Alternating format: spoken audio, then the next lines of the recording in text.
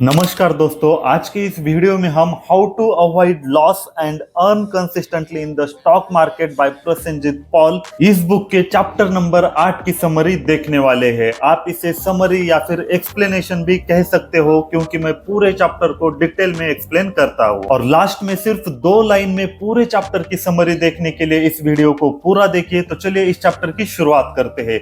इस चैप्टर का नाम है how to construct your portfolio और फर्स्ट टॉपिक है डाइवर्सिफिकेशन वर्सेस ओवर डाइवर्सिफिकेशन। सबसे पहले डाइवर्सिफिकेशन का मतलब समझिए। रिस्क कम करने के लिए आपको अलग अलग एसेट्स में इन्वेस्ट करना पड़ता है, जैसे स्टॉक्स, गोल्ड, बॉन्ड्स। मतलब जितना आप अलग अलग एसेट्स में इन्वेस्ट करते हो उतना डाइवर्सिफिकेशन माना जाता है या फिर उतनी रिस्क कम हो जाती है। लेकिन इस चैप्टर में ऑथर ने सिर्फ स्टॉक्स में डाइवर्सिफिकेशन बताया है। मान लो किसी ने सिर्फ एक ही स्टॉक में अपने सारे पैसे लगा दिए, उसकी तुलना में दूसरे इंसान ने 4-5 स्टॉक या 4-5 सेक्टर में पैसे लगा दिए, तो वह डाइवर्सिफाइड है। तो इस टॉपिक में ऑथर समझाने वाले हैं कि डाइवर्सिफिकेशन करना सही है, लेकिन ओवर डाइवर्सिफिकेशन नुकसानकारक हो सकता है। तो चलिए यह पॉइंट समझते हैं। सक्सेसफुल इन्वेस्टिंग के लिए आपको सही स्टॉक या फिर क्वालिटी स्टॉक चुनना एक स्टेप हो गई, और दूसरी स्टेप होती है प्रॉपर डाइवर्सिफिकेशन। काफी सारे लोगों को इसीलिए लॉस होता है कि उनका पोर्टफोलियो डाइवर्सिफाइड नहीं होता है। इसीलिए इन्वेस्टिंग में आपको प्रॉपर डाइवर्सिफिकेशन के लिए भी बहुत ज्यादा इंपॉर्टेंस देना चाहिए, ऐसा ऑथर का कहना है। पिछले कुछ सालों में ऑथर ने कई सारे उनके क्लाइंट्स के पोर्टफोलियो रिव्यू कर दिए हैं और उनको यह बात पता चली है कि उनको इस वजह से ज्यादा लॉस हो रहा है कि उनका पोर्टफोलियो वेल डाइवर्सिफाइड नहीं है।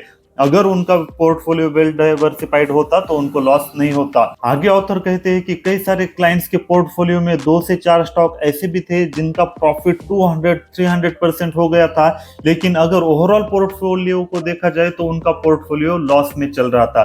तो ऐसा क्यों हो रहा था? ऑथर के हिसाब से क्वालिटी स्टॉक्स हमेशा कम होते हैं, लेकिन अगर आपने अपने पोर्टफोलियो में बहुत ज्यादा स्टॉक्स बनाए हुए हैं, मान लो 40-50 स्टॉक रखे हैं, तो हो सकता है उनमें से सिर्फ 4 या 5 ही स्टॉक क्वालिटी स्टॉक होते हैं, बाकी के स्टॉक्स में आपको लॉस हो जाता है। तो ऑथर कहते हैं कि अगर आपने पोर्टफोलियो में बहुत ज्यादा स्टॉक्स यानी 40-50 स्टॉक रखे हैं, यानी ओवर डाइवर्सिफिकेशन किया है, तो आपको लॉस होना तय ही है, ऐसा ऑथर का कहना है। डाइवर्सिफिकेशन का एग्जैक्टली मीनिंग क्या होता है? कई सारे लोग ऐसा सोचते हैं कि अगर उनके पोर्टफोलियो में बहुत ज्यादा स्टॉक है तो उन्होंने अपने पोर्टफोलियो को काफी ज्यादा डाइवर्सिफाइड किया है, लेकिन यह सही बात नहीं है। ऑथर कहते हैं कि अगर किसी के पोर्टफोलियो में 50 से 60 स्टॉक्स है तो वह वेल डाइवर्सिफाइड नहीं हो सकता। अगर किसी के पोर्टफोलियो में सिर्फ 10 से 15 स्टॉक है तो वो वेल डाइवर्सिफाइड हो सकता है। और इस एग्जांपल को समझाने के लिए ऑथर ने 2 पोर्टफोलियो का एग्जांपल दिया है। सबसे पहला पोर्टफोलियो देखिए,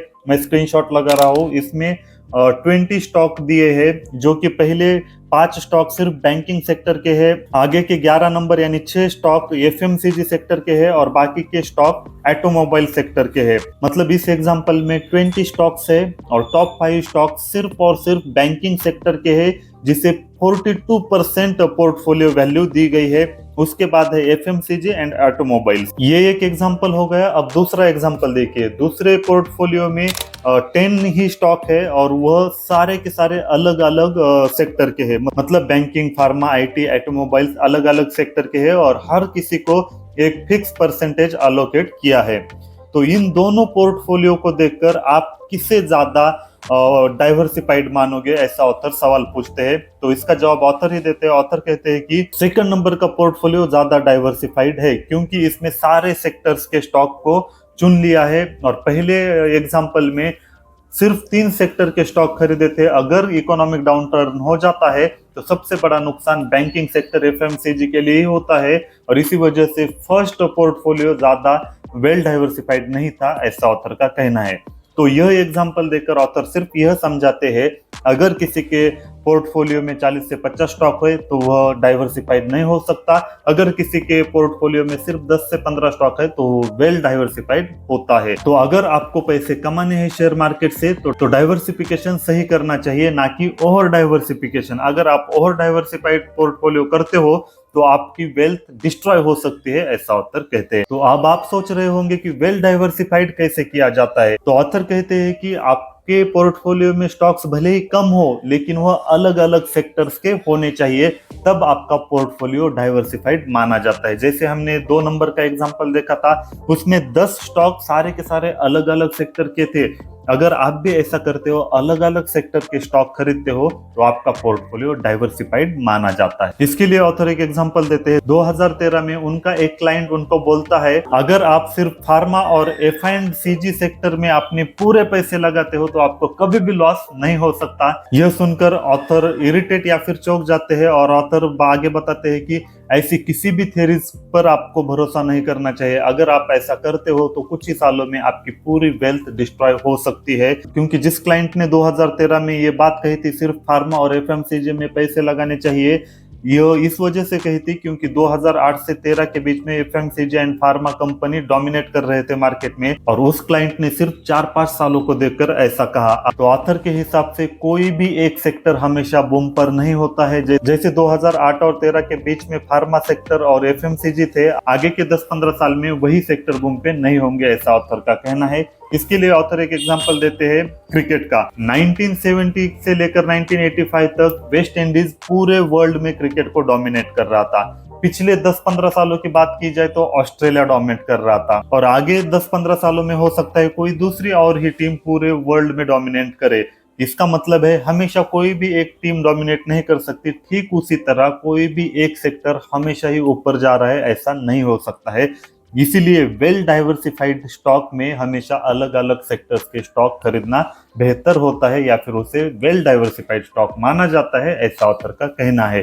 तो अब आपकी समझ में आ गया होगा और डाइवर्सिफाइड मतलब क्या होता है और प्रॉपर डाइवर्सिफिकेशन मतलब क्या होता है। तो चलिए अभी इस चैप्टर का सेकंड पॉइंट शुरू होता है, problems with huge number of stock in portfolio. अगर आप अपने पोर्टफोलियो में बहुत ज्यादा स्टॉक्स को रखते हो, मान लो 50 से 60, तो उसमें क्या प्रॉब्लम होता है, यह बात ऑथर अब समझाने वाला है। सबसे पहला प्रॉब्लम है difficulty in tracking the stocks properly. अगर आपने अपने पोर्टफोलियो में 50 से 60 स्टॉक रखे हैं तो आप उन्हें ट्रैक नहीं कर सकते हो। अब ट्रैक करने का मतलब आप दिन में 2-3 बार स्टॉक प्राइस देख रहे हो, ये नहीं होता है। प्रॉपरली ट्रैक करने का मतलब, मान लो आपने टाटा मोटर्स के स्टॉक खरीदे हैं, तो टाटा मोटर्स के बारे में आपको न्यूज में क्या चल रहा है, उसके मैनेजमेंट को लेकर कोई न्यूज आ रही है क्या, मैनेजमेंट ने कोई इंटरव्यू दिया है क्या, क्वार्टरली रिजल्ट कैसे है, या फिर उनके कंपटीटर जो है उनका स्टेटस क्या है, इन सब बातों पर फोकस करना पड़ता है। और एक स्टॉक पर फोकस करने के लिए आपको कम से कम 30 मिनट्स पर वीक लगते हैं। तो मान लो आपके पोर्टफोलियो में 60 स्टॉक है, तो मतलब आपको 1800 मिनट देने पड़ेंगे और 30 घंटे देने पड़ेंगे हर एक वीक, और दिन के होते हैं 4.5 घंटे, जो कि इम्पॉसिबल है। मतलब अगर आप जॉब कर रहे हो और उसके साथ स्टॉक में भी इन्वेस्ट करते हो, तो आप दिन के 4.5 घंटे स्टॉक को ट्रैक करने के लिए नहीं दे सकते हो। इसलिए ऑथर कहते हैं कि अगर आपको प्रॉपरली ट्रैक करना है तो स्टॉक्स कम होने चाहिए। दूसरा पॉइंट है निगेटिवली अफेक्ट ओवरऑल रिटर्न। अब जैसे पहले ही मैंने बताया कि अगर आपके पोर्टफोलियो में बहुत ज्यादा स्टॉक्स है तो उनमें से सिर्फ 2-4 ही स्टॉक क्वालिटी स्टॉक होते हैं, या फिर 200-300% रिटर्न दे सकते हैं। बाकी 10-15% स्टॉक 20-30 के आसपास रिटर्न देते हैं, और मोस्ट ऑफ स्टॉक मतलब 60-70% स्टॉक जो आपने पोर्टफोलियो में रखे हैं वह ज्यादातर फ्लैट या निगेटिव रिटर्न देते हैं। तो इसका मतलब है जितने ज्यादा आप स्टॉक्स को पोर्टफोलियो में रखते हो उतने ज्यादा चांसेस है कि आप कभी प्रॉफिटेबल नहीं बनते हो, या फिर आप निगेटिव रिटर्न जनरेट करते हो। वर्ल्ड के most famous billionaire investor mister Warren Buffett भी हमेशा 10 से 15 स्टॉक्स को ही अपने पोर्टफोलियो में रखते थे। अब इस एग्जांपल से सीधा आपको समझना चाहिए, जो दुनिया का सबसे बड़ा इन्वेस्टर था वो सिर्फ 10 से 15 स्टॉक अपने पोर्टफोलियो में रखता था। तो आप उससे ज्यादा स्मार्ट या फिर एक्सपीरियंस नहीं हो तो आपको उससे ज्यादा स्टॉक नहीं रखना चाहिए। यह थंब रूल मान के चलिए, आपको ज्यादा से ज्यादा 10 से 20 स्टॉक ही अपने पोर्टफोलियो में रखने चाहिए। दूसरा एग्जांपल दिया है राकेश झुनझुनवाला जी का। वो अपने पोर्टफोलियो में 40 से 42 स्टॉक रखते थे, लेकिन 90% उनकी जो वैल्यू होती थी वो सिर्फ 10 से 12 स्टॉक में ही इन्वेस्ट करते थे। तो इन दोनों एग्जांपल से आपको यह समझना चाहिए कि आपके पोर्टफोलियो में कितने स्टॉक्स होने चाहिए। तो ऑथर के हिसाब से आपके पोर्टफोलियो में सिर्फ 10 से 20 स्टॉक्स ही होना सफिशिएंट होता है, लेकिन यह कोई रूल नहीं है। अगर किसी को लगता है कि उसे 30 से 40 स्टॉक रखने चाहिए और वह डेडिकेटेड टाइम ट्रेडिंग या इन्वेस्टिंग को देता है तो वह 40 स्टॉक रख सकता है, कोई 40 से ज्यादा भी रख सकता है। अगर आप सिर्फ इन्वेस्टिंग ही करते हो, आप दूसरा कोई जॉब नहीं करते हो और आप दिन के 10 घंटे दे सकते हो इन्वेस्टिंग के लिए, तो आप 40 से 50 भी स्टॉक रख सकते हो, ऐसा ऑथर का कहना है। अब हमारा टॉपिक नंबर 3 शुरू होता है, मिसकंसेप्शन अमॉन्ग इन्वेस्टर्स। पहला मिसकंसेप्शन है, बहुत सारे लोग ऐसा सोचते हैं कि लार्ज कैप में पैसे लगाओगे तो हमेशा सेफ्टी होती है और स्टेडी इनकम जनरेट होता है। हमेशा यह बात सही नहीं होती है। कई बार ऐसा भी होता है कि small cap and mid cap काफी अच्छे रिटर्न्स देते हैं और वह सेफ भी माने जाते हैं, लेकिन शर्त सिर्फ इतनी है कि वह क्वालिटी स्टॉक होने चाहिए, ऐसा ऑथर का कहना है। इसके लिए ऑथर ने state bank of India and city union bank का एग्जांपल दिया। स्टेट बैंक ऑफ इंडिया, जाहिर सी बात है कि लार्ज कैप है, लोगों को भरोसा है और ब्लू चिप स्टॉक माना जाता है, और city union bank small cap है, स्मॉल साइज है। इन दोनों का कंपैरिजन दिया है। सबसे पहले 2008-9 के बाद 2010 में टर्न अराउंड ईयर था बैंकिंग सेक्टर के लिए। उस वक्त सिटी यूनियन बैंक ने अराउंड 90% रिटर्न दिया था और वही एसबीआई ने सिर्फ 20% रिटर्न दिया था, और वही पीरियड में सेंसेक्स ने 14% का रिटर्न दिया था। अब 2011 की बात करते हैं। 2011 में सेंसेक्स ने -25 रिटर्न दिया था, सिटी यूनियन बैंक ने -5% और एसबीआई ने -40%। और 2012 की बात की जाए, सेंसेक्स ने 30% रिटर्न दिया था, सिटी यूनियन बैंक ने 52% और एसबीआई ने 35%। अब इन 3 साल का कंपैरिजन ऑथर ने इस टेबल में दिया है। आप इस टेबल को देखकर समझ सकते हो कि हमेशा एसबीआई को सिटी यूनियन बैंक ने डोमिनेट किया है या फिर आउट परफॉर्मेंस दिया है। तो इस एग्जांपल से ऑथर यह समझाने की कोशिश कर रहे हैं कि हमेशा लार्ज कैप स्टॉक सेफ नहीं होते हैं या वह ज्यादा रिटर्न नहीं दे सकते, बल्कि अगर आपको सच में पैसा बनाना है तो आपको क्वालिटी स्मॉल कैप ढूंढने चाहिए जो हमेशा लार्ज कैप से आउट परफॉर्म कर देते हैं। अब ऑथर बोलते हैं कि बहुत सारे लोग बोलेंगे यह एक्सेप्शन हो सकता है, लेकिन यह एक्सेप्शन नहीं है। इसके लिए ऑथर ने कई सारे और भी एग्जांपल दिए हैं, जैसे कि Atul auto versus Maruti Suzuki, Ajanta pharma versus Sun pharma. तो मतलब ऑथर के कहने का सिर्फ मतलब इतना है, अगर कोई क्वालिटी स्मॉल कैप आप ढूंढते हो तो यकीनन आप हमेशा लार्ज कैप से ज्यादा प्रॉफिट कमा सकते हो, सिर्फ वह क्वालिटी स्टॉक होना चाहिए। अब अगले पॉइंट में ऑथर बताते हैं कि बहुत सारे लोग ऐसा बोल सकते हैं कि ठीक है, स्मॉल कैप प्राइस में तो बढ़ते हैं लेकिन वह डिविडेंड नहीं देते हैं। तो अगला पॉइंट ऑथर यही समझाते हैं। उनके पास एक क्लाइंट का कॉल आता है, मैं रिटायरमेंट के लिए पोर्टफोलियो को प्रिपेयर कर रहा हूँ, मुझे कुछ ऐसे लार्ज स्टॉक बताइए जिसमें डिविडेंड भी मिलता हो। तो ऑथर फोन पर बताते हैं कि लार्ज कैप में ही नहीं, आपको स्मॉल और मिड कैप में भी डिविडेंड मिल सकता है, लेकिन वह क्लाइंट को कन्वीनियंस नहीं कर पाए क्योंकि क्लाइंट मानने को तैयार नहीं था कि स्मॉल कैप और मिड कैप भी डिविडेंड दे सकते हैं। और इसी के लिए ऑथर ने एक एग्जांपल दिया है अजंता फार्मा का। दिसंबर 2012 में ऑथर ने अजंता फार्मा में 250 रुपए पर इन्वेस्ट किया था और अगले 2 साल में अजंता फार्मा ने 550% का रिटर्न दिया था। और 2014 में कंपनी ने 200% का डिविडेंड भी डिक्लेयर किया था, फेस वैल्यू ऑफ 5 रुपए पर, मतलब 10 रुपए पर शेयर से डिविडेंड दे रहे थे। तो अगर किसी ने 2012 में 250 रुपए इन्वेस्ट किए होते अजंता फार्मा में, तो उसे 10 रुपए का डिविडेंड भी मिलता, जो कि 4% होता है, और 550% का अप्रिसिएशन भी मिलता। तो ऑथर यह एग्जांपल देकर समझाते हैं कि इसने जो रिटर्न दिया है, आप ऐसा रिटर्न लार्ज कैप स्टॉक में कभी भी नहीं पा सकते हो। कई सारे लोग इसे एक्सेप्शन मान सकते हैं, लेकिन अगले ही पॉइंट में उन्होंने अवंती फीड्स का भी एग्जांपल दिया है। उसने भी डिविडेंड के साथ साथ प्राइस अप्रिसिएशन भी दिया था। तो ओवरऑल ये 2 एग्जांपल देकर ऑथर यही समझाने की कोशिश कर रहे हैं कि लार्ज कैप स्टॉक हमेशा सेफ या स्टेडी नहीं हो सकते हैं, बल्कि अगर आपको ज्यादा पैसे कमाने हैं या फिर बेटर रिटर्न चाहिए तो हमेशा स्मॉल कैप लार्ज कैप को आउट परफॉर्म करते हैं, चाहे वो प्राइस अप्रिसिएशन की बात हो जाए या फिर डिविडेंड की बात हो। सिर्फ और सिर्फ कंडीशन सिर्फ इतनी होनी चाहिए कि स्मॉल कैप जो है वो क्वालिटी स्टॉक होने चाहिए। आगे ऑथर बताते हैं कि सिर्फ 1 to 2% he small cap quality stock होते हैं। अगर आपने क्वालिटी स्टॉक नहीं चुना है तो आपके पैसे जीरो भी हो सकते हैं, सिर्फ यही रिस्क होती है। लेकिन अगर आप क्वालिटी स्टॉक फाइंड करने में सक्सेसफुल हो जाते हो तो यकीनन आपको लार्ज कैप से ज्यादा रिटर्न यहाँ पर मिल सकता है, और ऐसा ऑथर का क्लियरली कहना है। बहुत सारे इन्वेस्टर यह भी प्रेफर करते हैं कि 60% एलोकेशन वह लार्ज कैप को करते हैं, 20% मिड कैप और 20% स्मॉल कैप को। लेकिन ऑथर कहते हैं कि मार्केट कैपिटलाइजेशन को देखकर आपको पोर्टफोलियो को डिवाइड करने की जरूरत नहीं होती है। कोई भी अगर क्वालिटी स्टॉक होता है तो उसे इन्वेस्ट करना चाहिए, क्योंकि आज के जो लार्ज कैप है, एग्जांपल के लिए सुज़लॉन, वो आगे चल के स्मॉल कैप हो सकते हैं, और आज के जो स्मॉल कैप है वह लार्ज कैप हो सकते हैं। इसीलिए कैप मार्केट कैप को देखकर डिवाइड मत कीजिए, सिर्फ क्वालिटी स्टॉक में इन्वेस्ट कीजिए, ऐसा ऑथर का कहना है। तो इस पॉइंट को लेकर आपके क्या विचार है कमेंट में जरूर बताइए। अगला मिसकंसेप्शन है, जो स्टॉक पिछले कुछ महीनों में डबल हुआ है वह आगे और ऊपर नहीं जा सकता।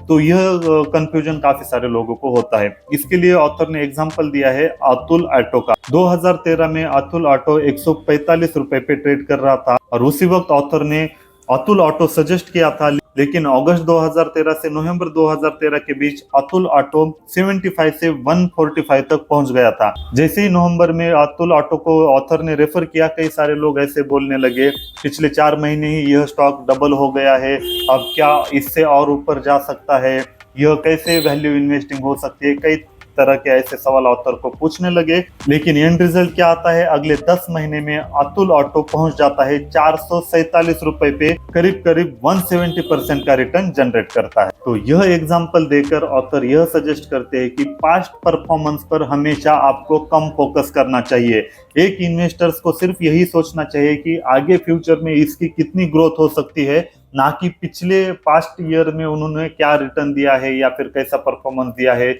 वह स्टॉक डबल हुआ है या नहीं। इसको मतलब पास्ट को लेकर आपको ज्यादा नहीं सोचना है, सिर्फ फ्यूचर में वह स्टॉक कैसा परफॉर्म कर सकता है इसके ऊपर आपको डिसाइड करना चाहिए, उसमें इन्वेस्ट करना चाहिए या नहीं। तो जो स्टॉक डबल या ट्रिपल हुआ है पिछले कुछ दिनों में, वह और भी ऊपर जा सकता है। इस पॉइंट से ऑथर यह बताने की कोशिश कर रहे हैं। तो जो भी लोग ऐसा सोचते हैं कि पिछले कुछ महीनों में वो कोई स्टॉक डबल हुआ है, अब उससे ऊपर वह नहीं जा सकता, तो वह गलत सोच रहे हैं। अब तीसरा मिसकंसेप्शन बताया है, जो स्टॉक शार्पली नीचे जाता है वह शार्पली ऊपर भी जा सकता है।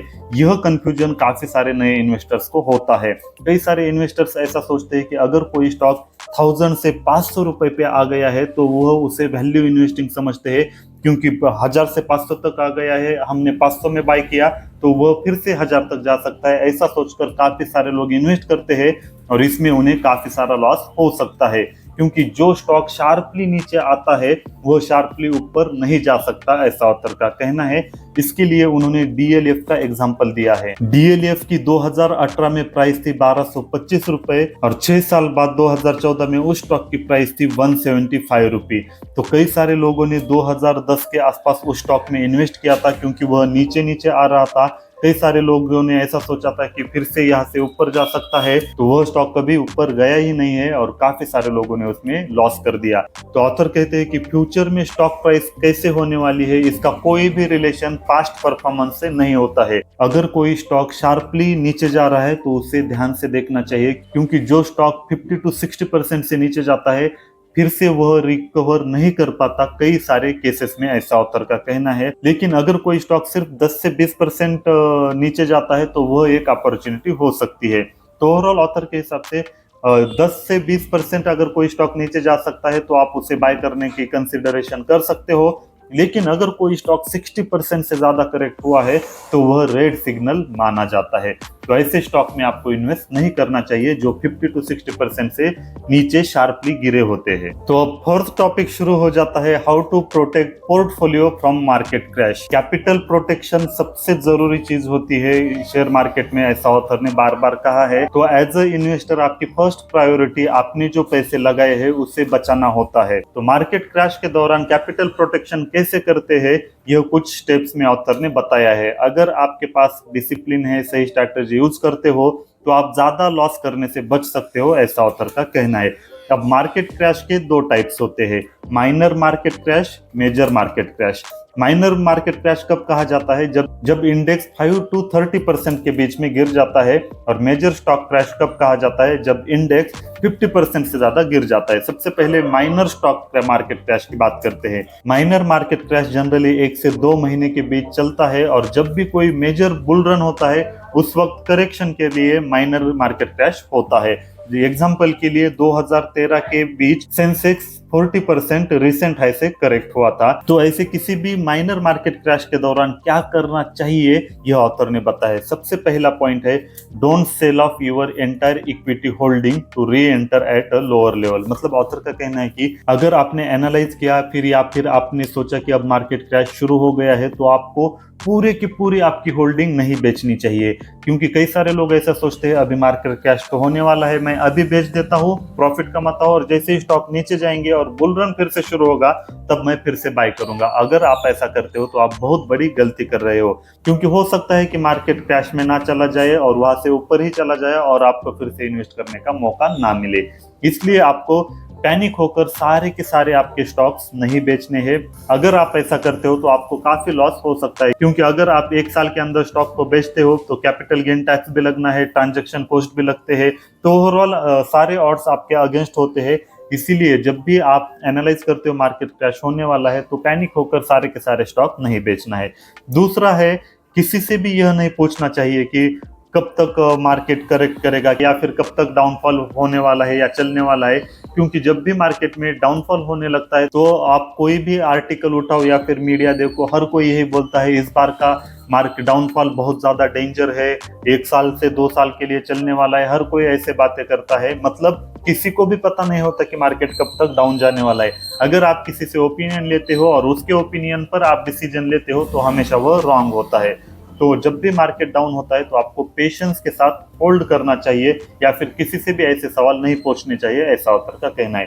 तीसरा पॉइंट है, अगर आप वोलेटिलिटी को टॉलरेट नहीं कर सकते हो तो आपको डेली प्राइस नहीं देखने हैं। हर दिन उठ के आपको नहीं चेक करना है कि आज पोर्टफोलियो कितना डाउन हो गया, क्योंकि जब तक आप स्टॉक को बेचते नहीं हो तो नेट प्रॉफिट एंड लॉस आपका नहीं होता है, वह मार्केट का होता है। जब भी आपको स्टॉक बेचने हैं तभी आपको नेट प्रॉफिट या पोर्टफोलियो पर ध्यान देना चाहिए, ऐसा ऑथर का कहना है। चौथा पॉइंट है, मार्केट फॉल के समय आपको जितने ज्यादा हो सके हाई क्वालिटी स्टॉक में इन्वेस्ट करना चाहिए, क्योंकि क्वालिटी स्टॉक भी आपको 50% डाउन पर आसानी से मिल जाते हैं, इसलिए हमेशा इन्वेस्ट करना चाहिए, ऐसा ऑथर का कहना है। और जो भी बियर मार्केट में इन्वेस्ट करता है उसे कभी भी लॉस नहीं होता है अगर वह 2 साल के लिए इन्वेस्ट करता है, ऐसा ऑथर का कहना है। पांचवा पॉइंट है, अगर आपके पास पैसे है तो आपको इन्वेस्ट करते रहना चाहिए। अगर आपके पास पैसे नहीं है तो सिर्फ आपको होल्ड करना चाहिए, ज्यादा कुछ नहीं सोचना चाहिए, क्योंकि लॉन्ग टर्म में हमेशा आपको अगर क्वालिटी स्टॉक है तो पॉजिटिव ही रिटर्न मिल जाता है। अब बात करते हैं मेजर स्टॉक मार्केट क्रैश की, जैसे 2000.com बबल और 2008 के समय की। पहला कंसिडरेशन, अगर मेजर स्टॉक मार्केट क्रैश हो जाता है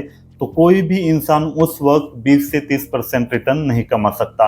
हर किसी का पोर्टफोलियो डाउन हो जाता है। आप कितने भी एक्सपीरियंस्ड क्यों ना हो, आपके पास कितना भी अनुभव क्यों ना हो, लेकिन आप उस समय पॉजिटिव रिटर्न नहीं कमा सकते हो। ज्यादा से ज्यादा फ्लैट रिटर्न या फिर 5-10% के आसपास आप पॉजिटिव रिटर्न कमा सकते हो।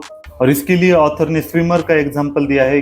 दुनिया का बेस्ट स्विमर क्यों ना हो, लेकिन वह सुनामी में नहीं बच सकता, ऐसा ऑथर का कहना है। जैसे ही मेजर स्टॉक मार्केट क्रैश हो जाता है उस वक्त आपका सिर्फ गोल इतना होना चाहिए कि फ्लैट रिटर्न मिले या फिर 5-10% रिटर्न मिले, बहुत ज्यादा नेगेटिव रिटर्न ना मिले।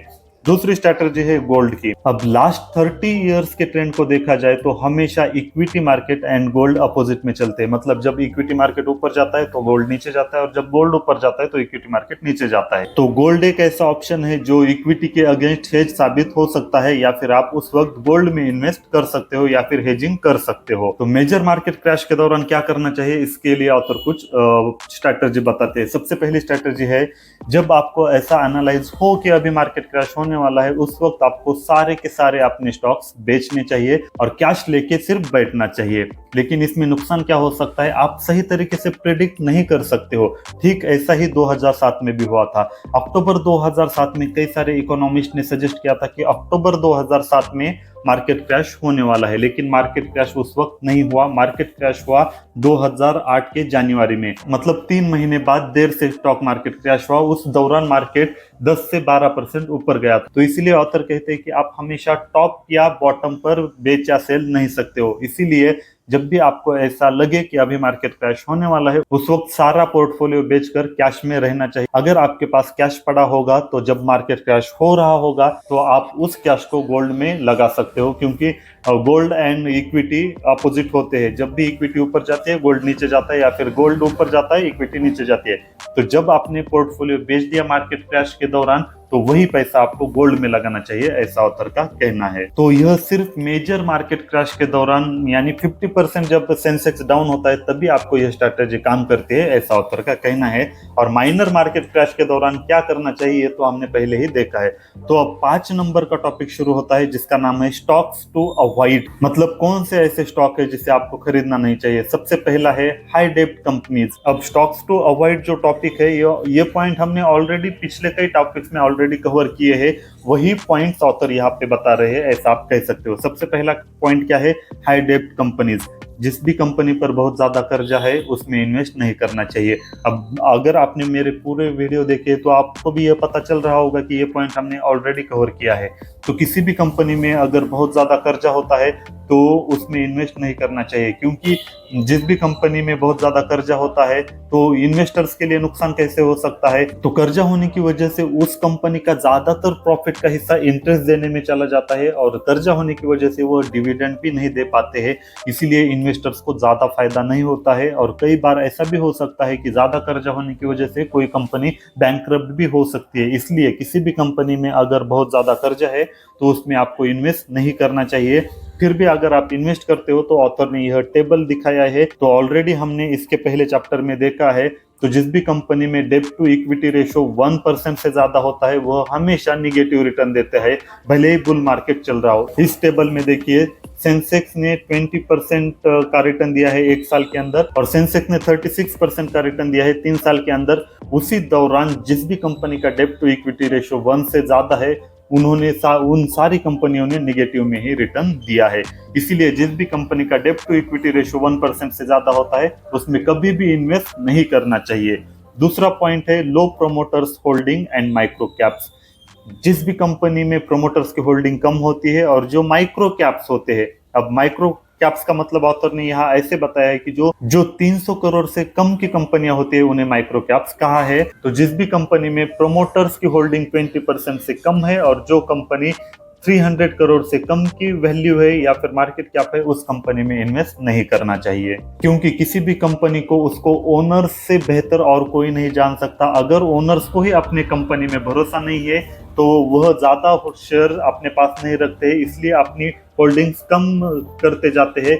इसीलिए अगर किसी कंपनी के प्रोमोटर्स के पास 20% से कम होल्डिंग है और वह माइक्रो कैप है तो उसमें इन्वेस्ट नहीं करना चाहिए। फिर से ऑथर ने एक टेबल देके समझाया है कि जिस भी कंपनी में प्रोमोटर्स की होल्डिंग 20% से कम है वह कंपनियां हमेशा निगेटिव में रिटर्न देती है। इसके लिए सेंसेक्स का कंपैरिजन दिया है।